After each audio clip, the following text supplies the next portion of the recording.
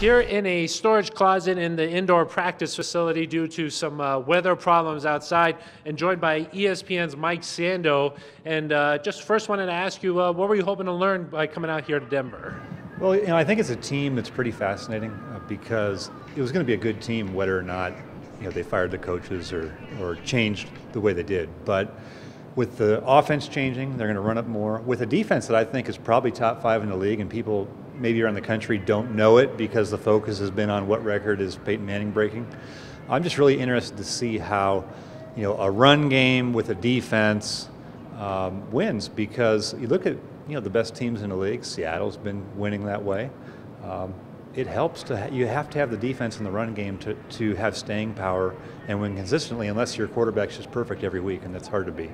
Yeah, they say that you win these games up front, defensive line and offensive line. The depth chart just came out the other day, and 3 guys with really no NFL experience on the left side of the line. You think it's possible to win like that? Well, with the zone type scheme, yes. I covered the NFC West for 5 years, and Tom Cable came into Seattle. Alex Gibbs was there, and they haven't had great offensive linemen that were all drafted in the first round, but they've run the heck out of the football. And so if you're committed to running the ball and you have that type of a scheme and you max protect a fair amount, I think that's one thing that Denver's going to do more of. You're not going to just see guys on an island trying to hold up in protection for 3.5 seconds. You can do things to help your guy, and then maybe you set up some play action throws and easier throws for Peyton Manning. One last question here for you while we have you. We know that you have a Hall of Fame vote, wrote some stuff in the past about the Broncos.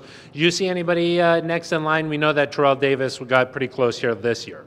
Yeah, I think he's probably the next guy. And we have several guys that we have to talk about who were great players who got injured, and I think we just have to have a smart conversation about what's the Hall about. And to me, I would rather have a guy who was great for 6 years than a guy who was very good for 12. But it's hard to do when you're stacking these guys up, and like I said, I covered Seattle for 9 years. Kenny Easley was a great player for 5 years. He's not in the Hall of Fame.